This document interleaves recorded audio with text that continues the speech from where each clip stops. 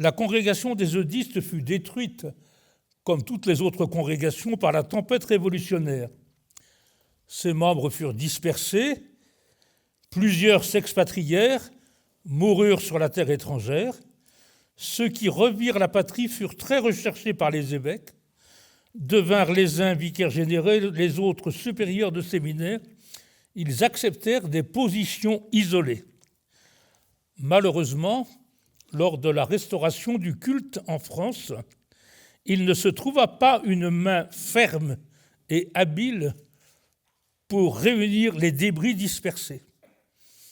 Ce ne fut qu'en 1826 que Pierre-Charles Toussaint Blanchat, prêtre du diocèse de Coutances et alors proviseur du collège royal de la même ville, recteur de l'académie depuis 1822, fit appel aux anciens eudistes qui se trouvaient à Caen, à Bayeux, à Coutances, à Avranches et à Sées. Il les réunit autant qu'il put dans sa maison dite du Pont-Saint-Martin, à Rennes, et là, la congrégation de Jésus et Marie fut déclarée rétablie, mais ce fut un étrange rétablissement. Les vieux eudistes venus de Normandie s'en retournèrent chez eux, reprirent leur position isolée. Monsieur Blanchard demeura proviseur de son collège de Rennes. Ce fut un isolement complet. La pauvre congrégation resta-t-elle sans forme et sans vie, pour ainsi dire, pendant bien des années.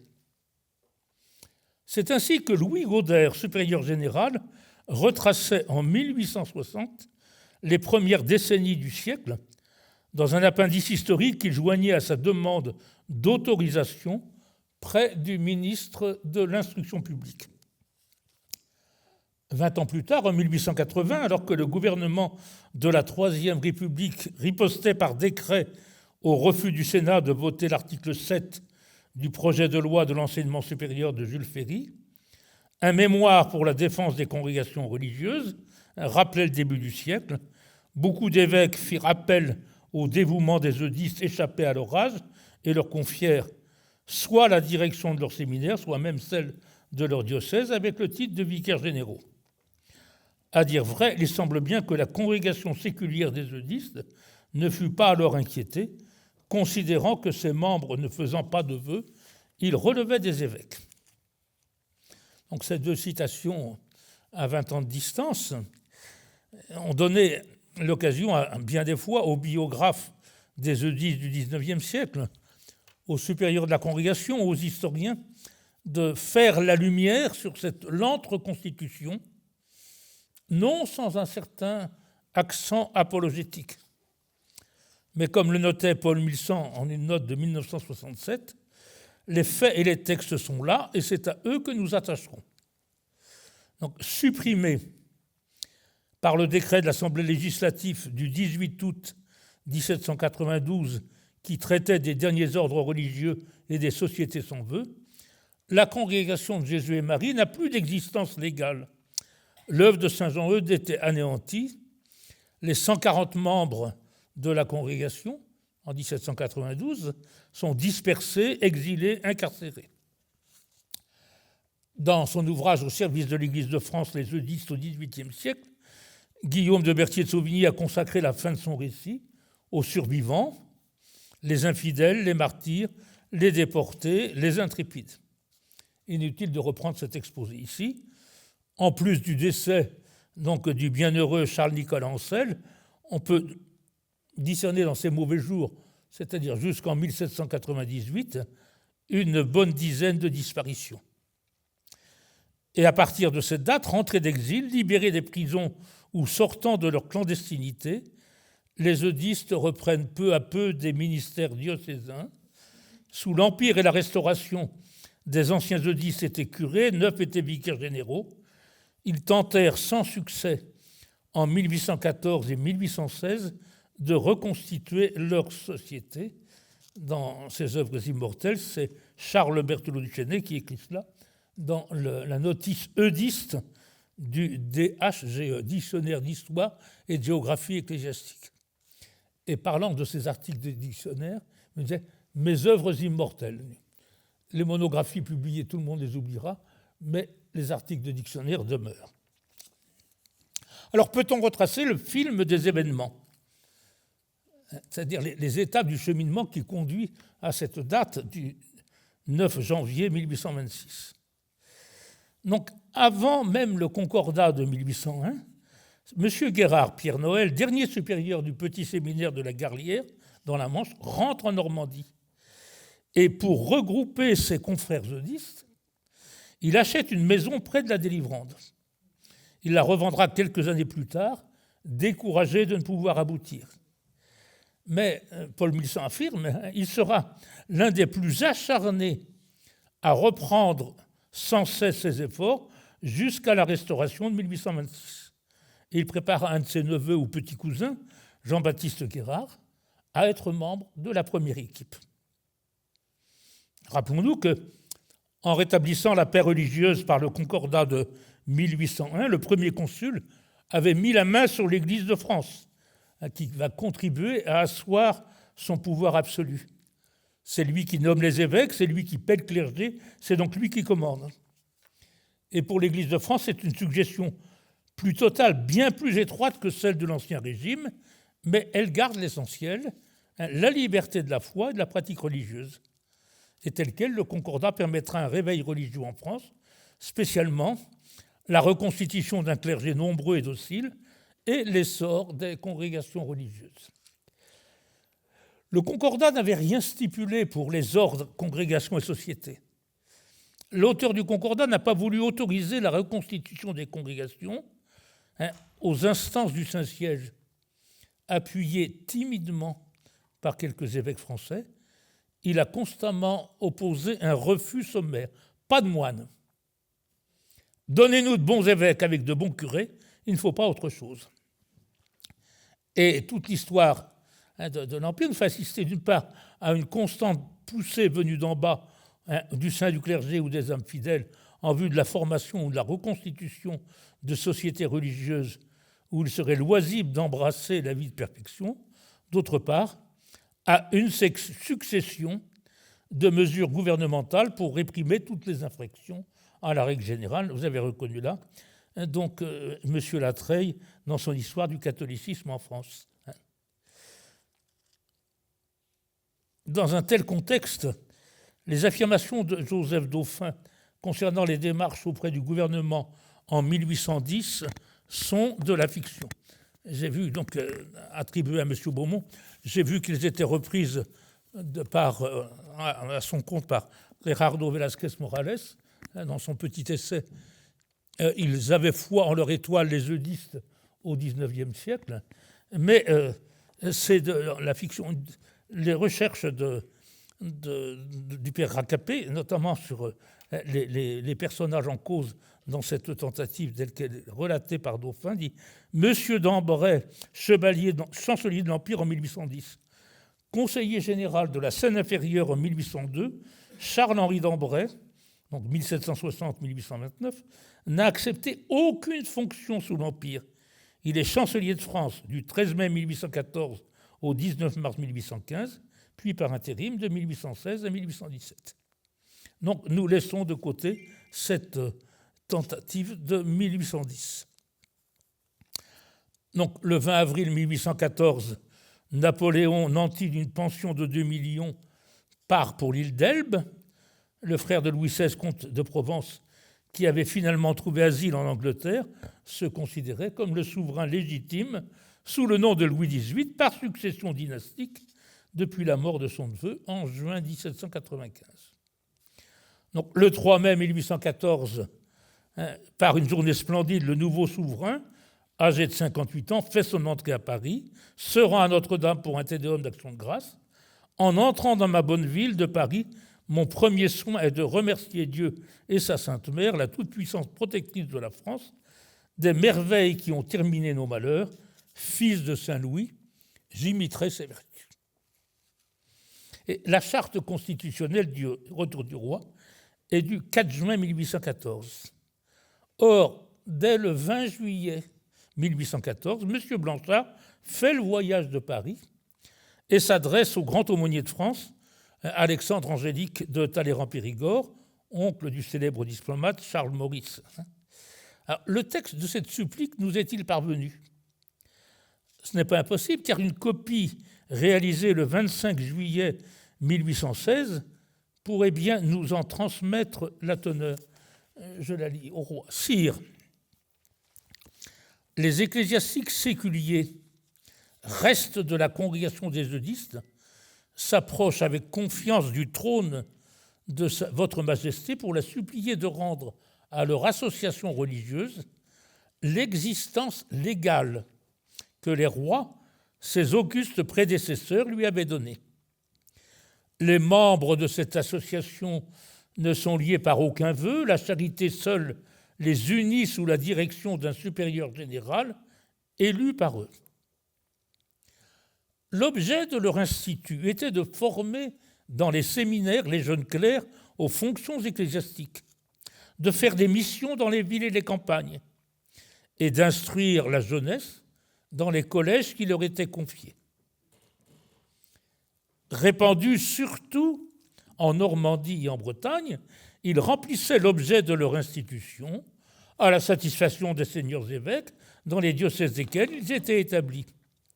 Les témoignages honorables qu'ils en reçurent furent mis sous les yeux de Sa Majesté, votre auguste et pieux frère.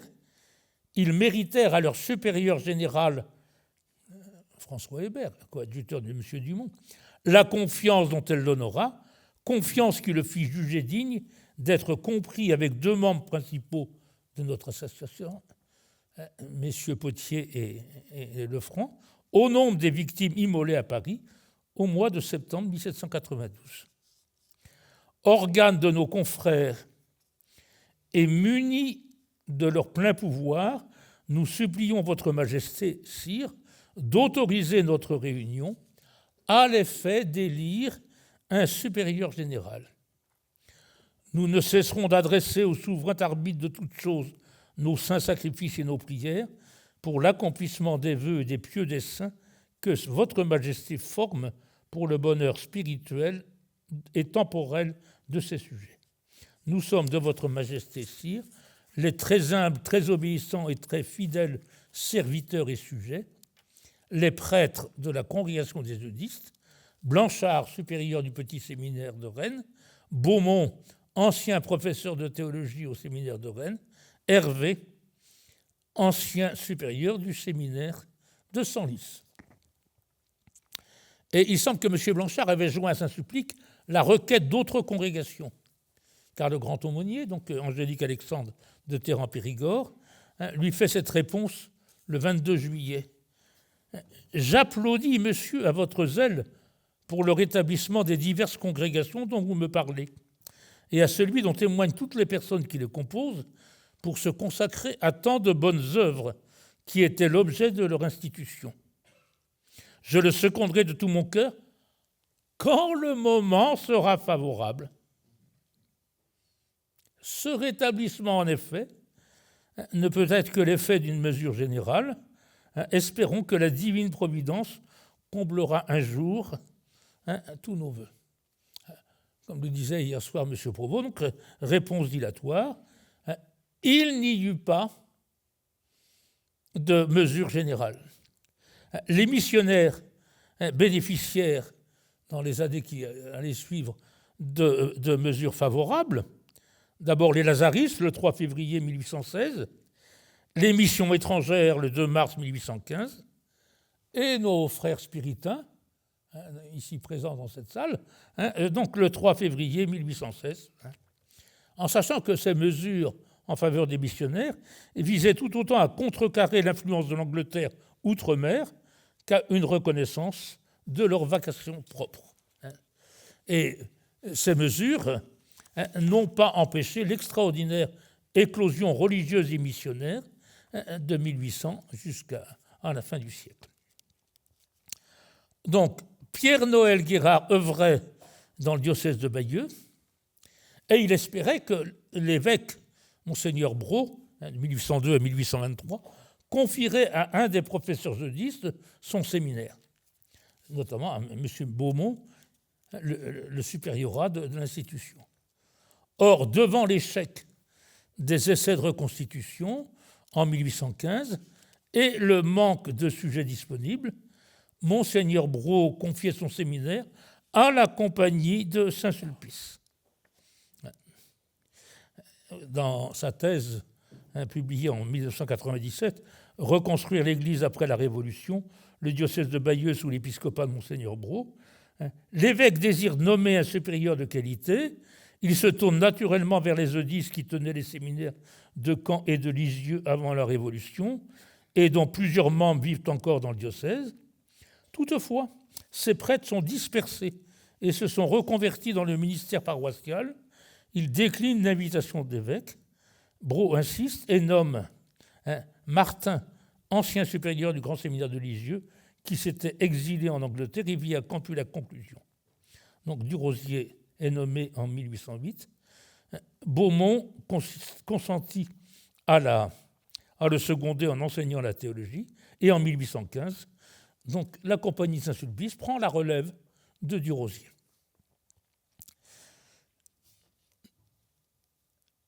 En cette même année, 1815, M. Blanchard est nommé donc, directeur du Collège royal de Rennes, et cette promotion venait à point puisque les anciens eudisses jetèrent alors les yeux sur lui comme leur sauveur.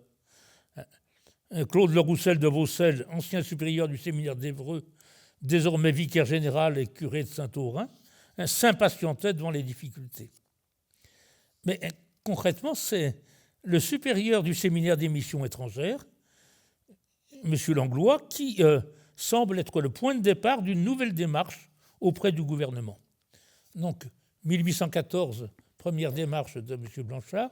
1816, on commence donc une assez forte effervescence. Vous voyez la lettre de Langlois à M. Blanchard. Je suis un peu honteux d'avoir attendu jusqu'à ce moment à vous témoigner le contentement que j'ai éprouvé en apprenant que vous étiez placé à la tête du collège et ma sincère reconnaissance pour les attentions que vous avez pour mon neveu. En vous félicitant de tout mon cœur de ce choix que l'on a fait de vous pour présider à l'éducation de la jeunesse dans la ville de Rennes, je félicite encore davantage toute la ville en général et en particulier les parents des enfants qui sont sous votre conduite et ces enfants eux-mêmes, car l'honneur et les autres avantages que vous retirez de cette place sont joints à une grande charge pour vous. Je laisse de côté. Et dans le post-scriptum de cette lettre du 26 janvier 1816, l'intérêt que je prends à votre congrégation, à votre personne, me détermine à vous envoyer ma lettre par la poste pour vous faire savoir qu'on s'occupe du rétablissement des congrégations ecclésiastiques. C'est le moment d'agir. Vos occupations ne vous permettent sans doute pas de venir vous-même, mais ce sera à propos que M. Beucher ou quelqu'un d'autre de vos messieurs fit le voyage de Paris. Quelle fut la réponse de M. Blanchard? Nous ne la connaissons pas.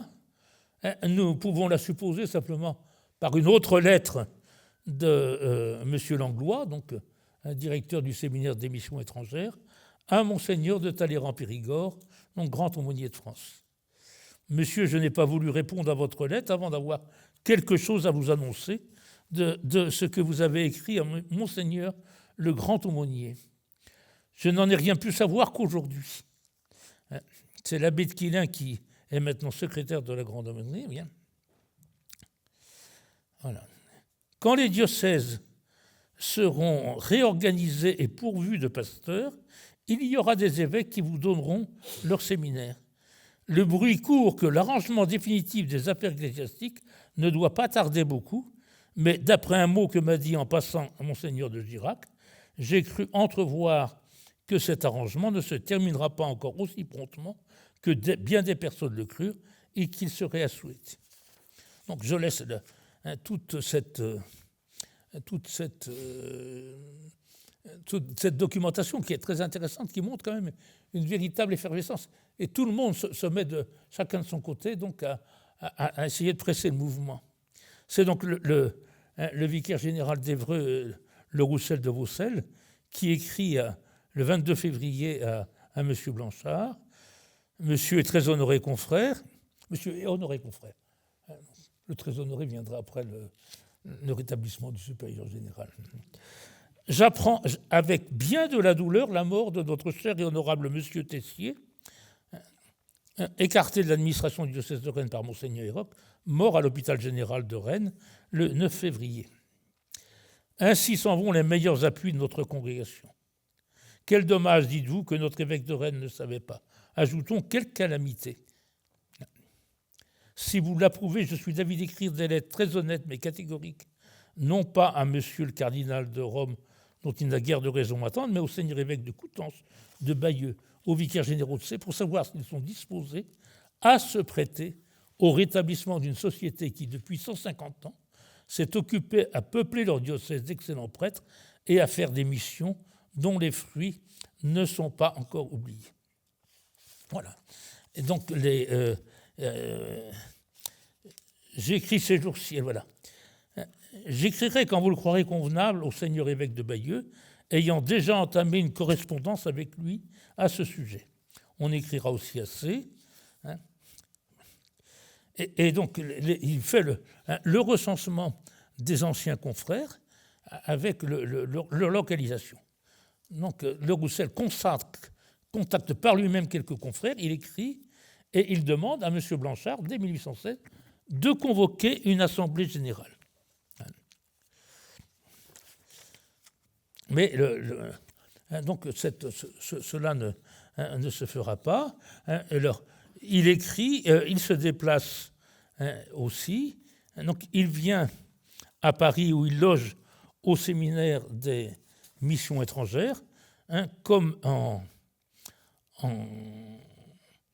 témoigne une lettre du mois d'août de 1816 de M. Langlois. Lorsque je reçus la lettre dont m'avait honoré, M. Le Roussel n'était plus ici. Il est inutile de vous dire pour quel motif. Il n'aura pas manqué de vous en instruire.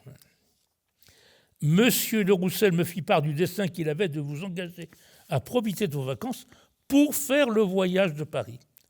C'est-à-dire que tout le monde, dans cette année 1816, se presse auprès des différentes médiations du gouvernement en essayant de mobiliser au plus.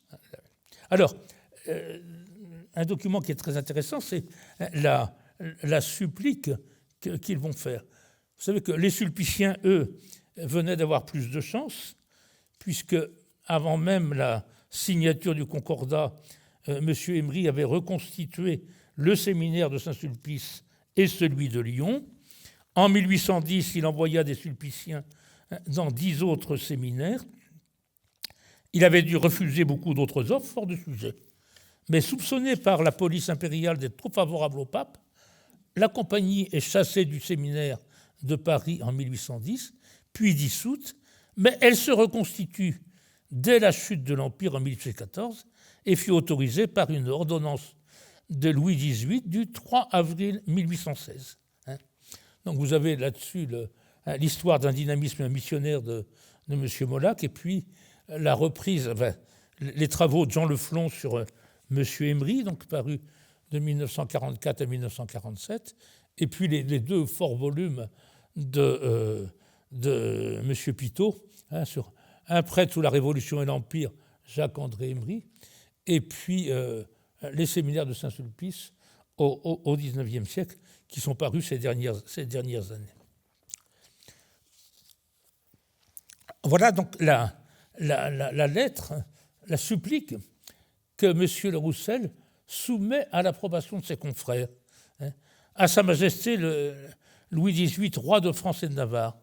Sire, les anciens membres de la société ou congrégation séculière, dite des prêtres eudistes, établie en 1656, ça devait être l'approbation, par le révérend père Eudes, frère de l'historiographe de France, Eudes de Mézeray, et confirmée par lettre patente de Sa Majesté en 1666, 1680 et 1688, ont eu l'honneur de présenter à votre Majesté une supplique pour demander leur rétablissement et la remise en possession de leurs anciennes maisons et biens non aliénés.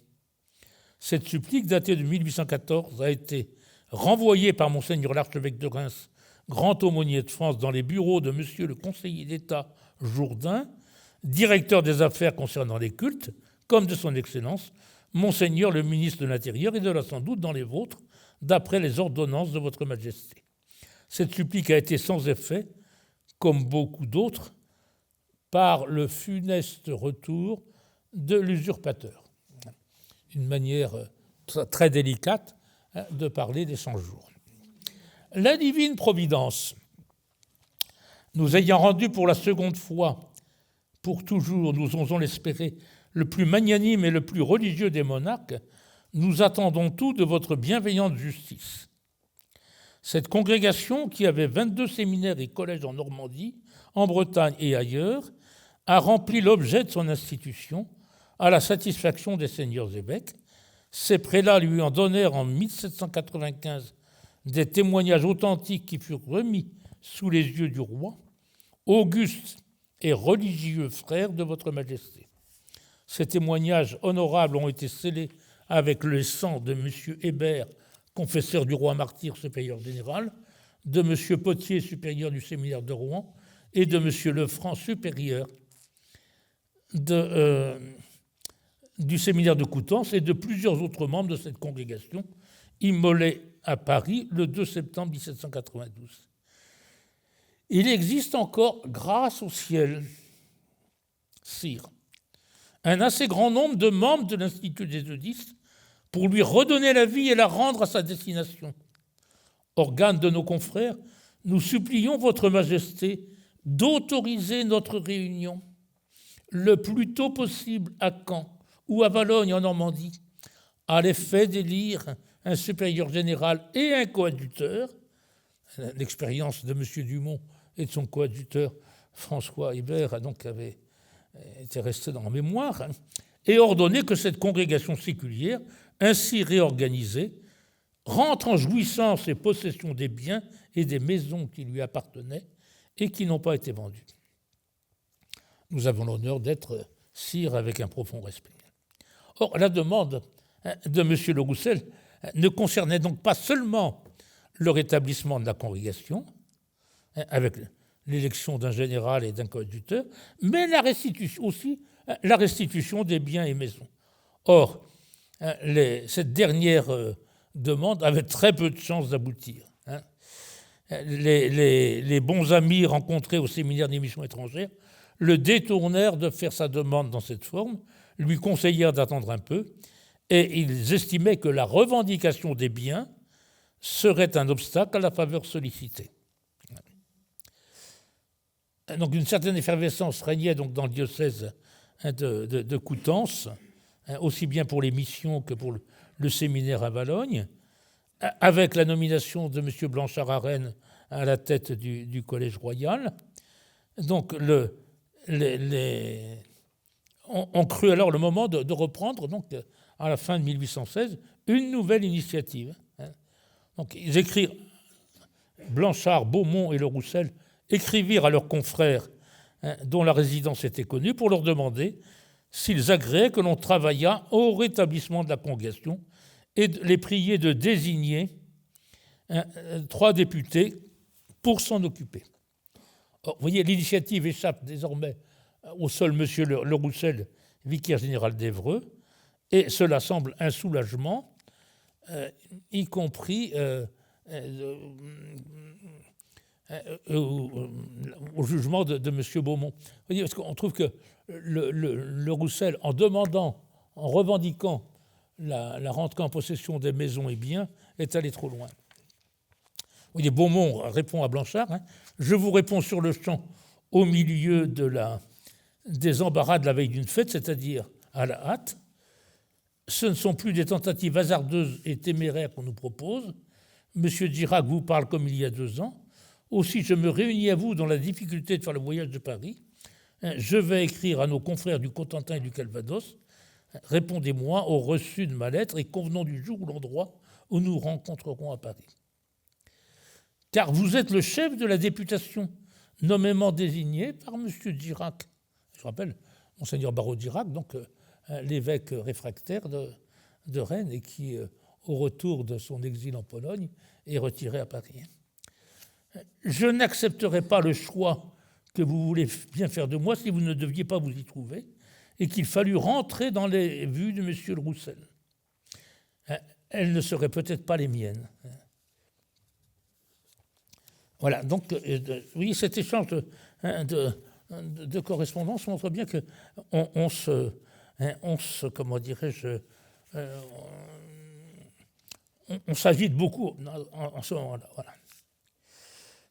Alors, la supplique, finalement, qui est amendée et établie, avec la liste des signataires autour desquels elle était présentée, donc, en la fête de Saint-Louis, le 25 août.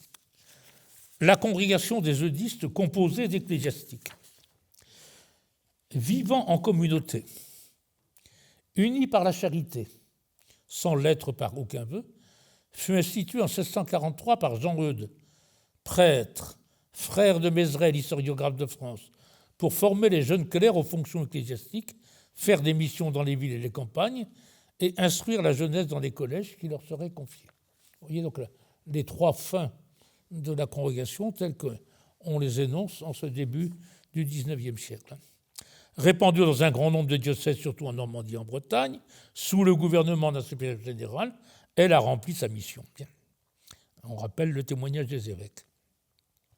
On rappelle le martyre de nos frères, puis la providence divine qui s'est servie pour rétablir le trône et l'autel des moyens mêmes que leurs ennemis avaient mis en usage pour les détruire, a conservé un assez grand nombre de membres de l'Institut pour lui redonner vie et le rendre à sa destination dans les diocèses où les eudistes avaient des établissements, dont le plus grand nombre n'a pas été vendu. Donc, organe de nos confrères, nous supplions votre Majesté d'autoriser notre réunion à l'effet d'élire un supérieur général et un coadjuteur. De votre Majesté, les très humbles, très obéissants et très fidèles serviteurs. Or, voici donc les prêtres de la congrégation de Jésus et Marie qui sont nommés. C'est intéressant d'ailleurs de voir la liste et les fonctions. Hervé, ancien supérieur du séminaire de Senlis. Le Roussel, ancien supérieur du séminaire d'Évreux. Langevin, ancien supérieur du séminaire de C. Oriard, ancien séminaire du séminaire de Blois. Villeroy, ancien directeur au séminaire de C. Blanchard, ancien supérieur du petit séminaire de Rennes. Beauchère, ancien professeur de théologie à Rouen. Beaumont, ancien professeur de théologie au séminaire de Rennes. Laniel, ancien professeur de théologie au séminaire de Senlis. Vielle, ancien professeur de théologie au séminaire de Coutances. David, ancien directeur du séminaire de Dole. Gobail, ancien professeur de théologie à C. Guettier, ancien professeur de théologie au séminaire d'Avranches. Hébert, ancien directeur du séminaire de Senlis. Marie, ancien directeur du séminaire de Dole. Boinet, ancien professeur de théologie au séminaire de Blois. Cardet, ancien directeur du séminaire de Rennes. Hébert, ancien directeur du séminaire de Caen, donc un autre Hébert, l'un à Senlis, l'autre à Caen.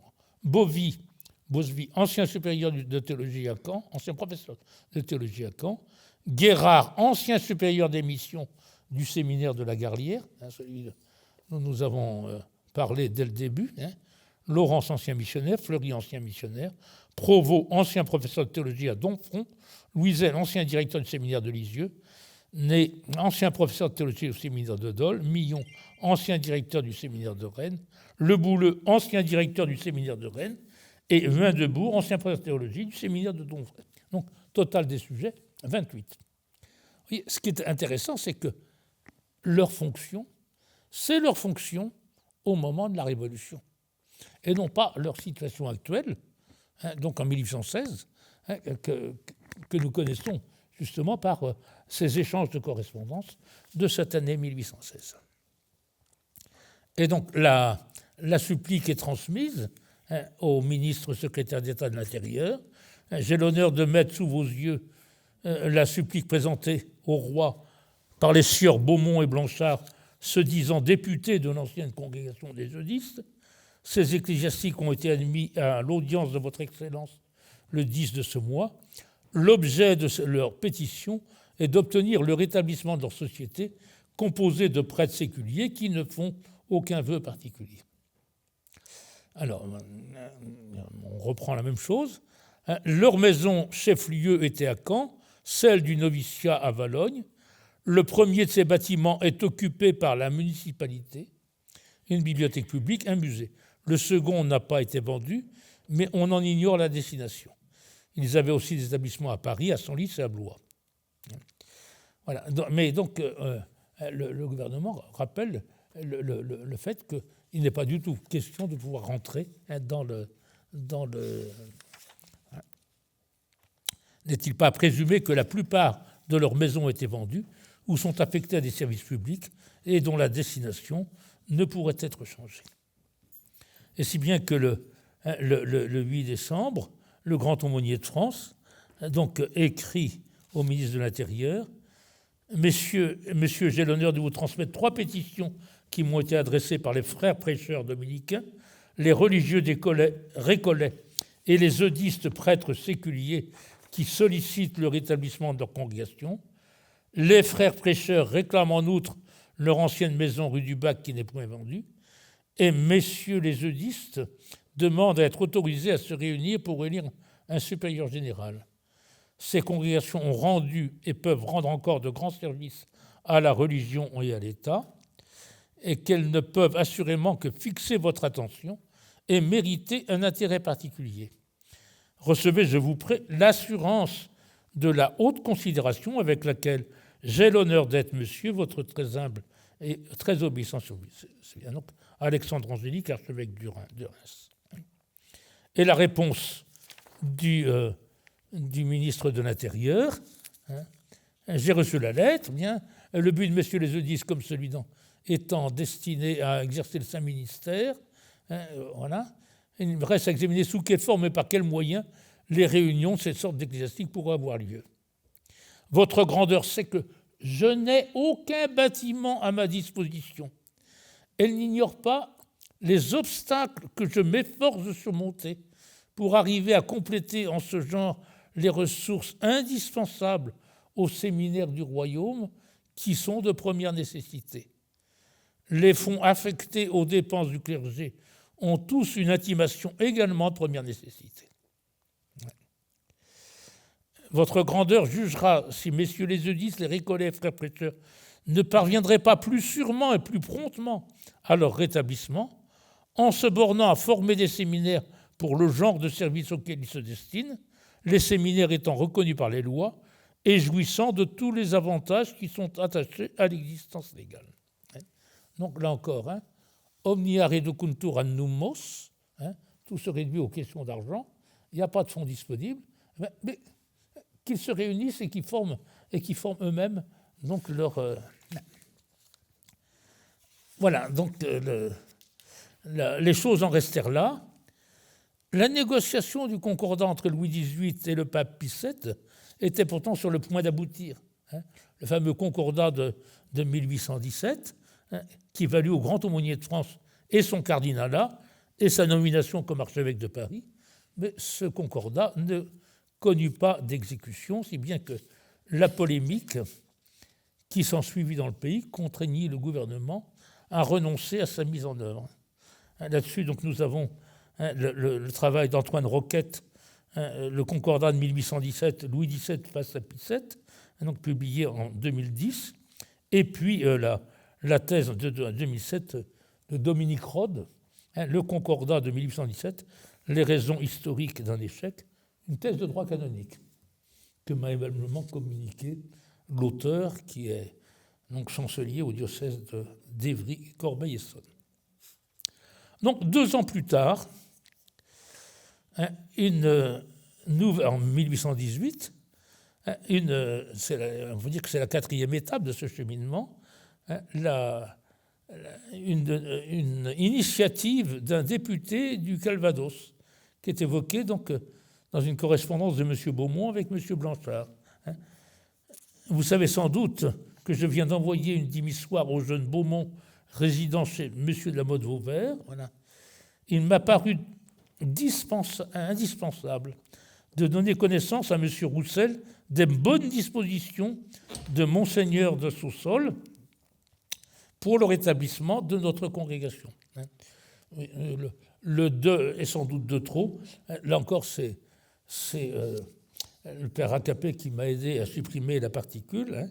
Un Saussol nommé évêque de C en 1817, sacré en 1819. mais justement sur l'ajout des particules nobiliaires dans l'épiscopat français concordataire, M. Boudon, le spécialiste de cette histoire, a des notes assez savoureuses. Donc, faites-moi la grâce de me dire où réside M. Gobaye et Boisnet, nos chers confrères, le nom du supérieur du séminaire du Mans, que l'on dit est un de nos confrères, comme M. Bazin, supérieur du séminaire de C. Voilà, donc cette démarche de 1818 n'aura pas plus de succès.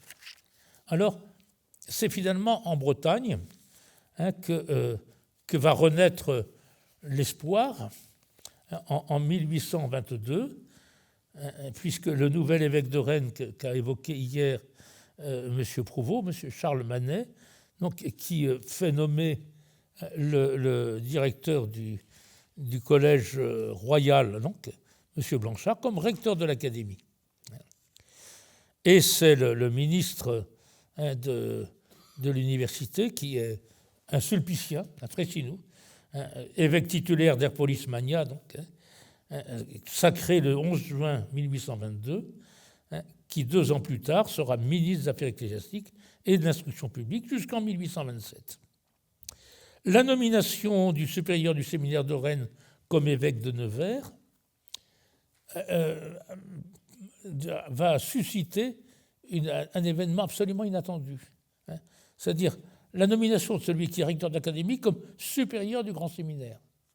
Il semble bien qu'il y ait eu une fronde de la part de messieurs les directeurs du grand séminaire et que cette nomination a été assez vite rapportée. Alors, on a évoqué aussi hier la réunion des missionnaires diocésains donc chargés du séminaire de Saint-Main, et avec le projet de réunir justement ces 2 assemblées dans une même congrégation. Voilà. Et M. Blanchard écrit à ce moment-là à Louis de la Morinière, qu'il a envoyé donc à Paris faire ses études au séminaire Saint-Sulpice sous la direction éclairée de M. Maulevaux. Nous préviendrons le bon et digne prélat de nos intentions. Je ne doute pas qu'il vous nomme par la suite directeur d'un des séminaires. Il sera alors plus facile d'arriver à notre but. Voilà. Donc, ces frémissements des années 1820-1824 donc, ne vont pas aboutir. Donc, Monseigneur Manet meurt peu de temps avant l'ordination presbytérale de Monsieur Louis, le 5 décembre 1824, et le successeur donc, de Monseigneur Manet, Monseigneur de Lesquen, fait appel à Jean-Marie de la Manet pour la direction d'un séminaire, d'une congrégation destinée aux séminaires et aux missions. Donc, au premier jour de l'été 1825, nouvel élément. Nouvel élément, c'est le retour de celui que M. Blanchard a envoyé au séminaire Saint-Sulpice. Je rappelle qu'il était donc professeur au Collège Royal et puis résident à la pension Saint-Martin. Donc, à la rentrée des classes, M. Louis reprend sa chaire de rhétorique au Collège Royal et en même temps la direction du Pont Saint-Martin, qui comptait alors 118 élèves.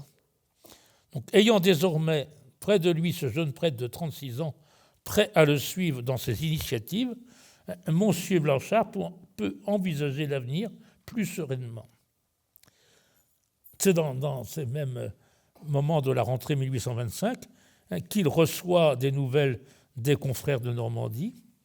Donc Pierre-Noël Guérard écrit à Pierre Blanchard « Monsieur respectable confrère, quoique du même corps et depuis bien des années, je crois que nous ne nous connaissons pas, qu'importe, nous sommes animés du même esprit. Je suis l'ancien supérieur des missions de la congrégation. Il m'est tombé entre les mains,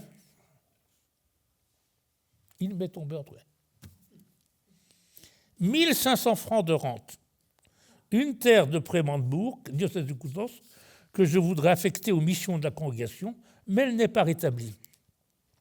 Nous avons formé le projet, messieurs Beaumont, Hébert et Cardet, et d'autres anciens confrères de mission à travailler à cette bonne œuvre. nous avons envoyé à Paris un député faire les démarches convenables auprès de son Excellence le ministre des Affaires ecclésiastiques. C'est un jeune ecclésiastique qui a travaillé avec fruit aux missions du pays, qui a de la science, il a 30 ans. Nous l'avons reçu membre de notre corps autant que nous pouvions le recevoir. Il m'écrit donc de Paris que l'autorisation du rétablissement de notre congrégation ne soumettra aucune difficulté si nous pouvons présenter un établissement formé de fait. Voudriez-vous, c'est-à-dire reconstituez-vous et après demandez la reconnaissance. Vous sentez bien, voudriez-vous nous permettre de citer le vôtre comme un établissement formé par vous comme membre de la congrégation?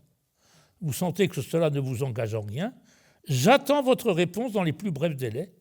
Nous avons présenté au gouvernement pour notre part que M. Fleury, ancien missionnaire demeurant à Coudeville près de Granville, comme étant plus à partie d'un autre de gouverner le petit troupeau. J'ai l'honneur de vous assurer du profond respect avec lequel je suis, très vénérable confrère, votre très humble et obéissant serviteur, Guérard, curé de Hautot. Donc les formules, vous voyez que les formules de politesse varient assez peu à travers les siècles. Et c'est sans doute heureux. Donc le jeune ecclésiastique trentenaire en question n'est autre que celui dont on a parlé dès le début, Jean-Baptiste Guérard, sur lequel le deuxième courrier devait livrer des positions. Donc voilà un petit peu cette effervescence à la rentrée 1825. Et donc, le père Blanchard donc, passe alors à l'action. Alors, peut-être le fait que l'on propose qu'un autre soit à la tête a motivé la hâte de ce mois de janvier. Donc il convoque une assemblée générale de la congrégation au Pont Saint-Martin, le 9 janvier 1826.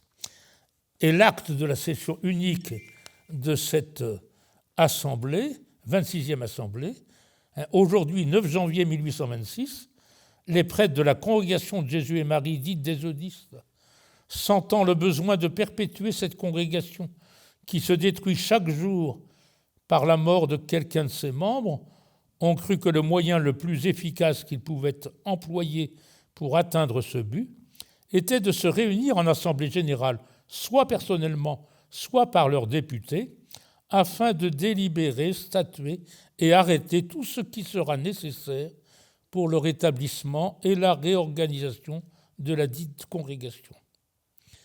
Avant l'ouverture de l'Assemblée, on incorpora 2 nouveaux confrères, M. Jérôme Louis et Jean-Baptiste Guérard, présentés comme prêtres anciens missionnaires du diocèse de Bayeux, cousin de M. Pierre-Noël Guérard. Il avait 31 ans et était prêtre depuis 1819.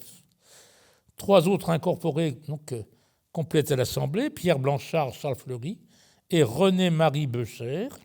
Les dits Fleury et Guérard, munis en leur qualité de députés, des pouvoirs de leurs confrères de Caen, Bayeux, Coutances, Avranches, et notamment de Pierre-Noël Guérard, Jean-Marie Lequetier, Jean-François Cadet, Thomas Bovy, Michel Beaumont, Jacques David, Jean Hébert et Guillaume Ness, et de plusieurs autres dont le vœu est bien présumé. C'est-à-dire qu'il y a 8 qui ont donné leur procuration aux 3 qui se réunissent, plus les 2 incorporés, et puis d'autres qui n'ont pas dit non, mais qui n'ont pas donné de procuration formelle. Les membres de l'Assemblée ont arrêté d'abord qu'ils ne voteront point par scrutin, mais de vive voix, connaissant assez leurs sentiments réciproques pour être sûrs que leur suffrage serait libre. On élit donc M. Blanchard comme supérieur général, M. Fleury comme son coadjuteur, munis chacun d'un conseil de 3 membres. On demanda la communication de l'acte de l'Assemblée à chacun des confrères autant que possible, et on pria le supérieur général de solliciter en temps opportun le rétablissement légal de la congrégation. On statua de maintenir les constitutions dans leur intégrité, avec concession de dispense du noviciat et du temps de probation au jugement de M. le supérieur général pendant 3 ans. on délibéra même déjà, avec prudence, sur le col du costume clérical, rabat blanc ou clérical. Et sur cette très délicate question, même encore aujourd'hui, M. Branchot, dans Politesse et contenance ecclésiastique, aux pages 68-70, a donné des précisions, et surtout, M. Trichet, dans sa thèse, Le costume du clergé, ses origines et solutions, c'est son évolution en France d'après les règlements de l'Église, donc paru en 1986, aux pages 167-192.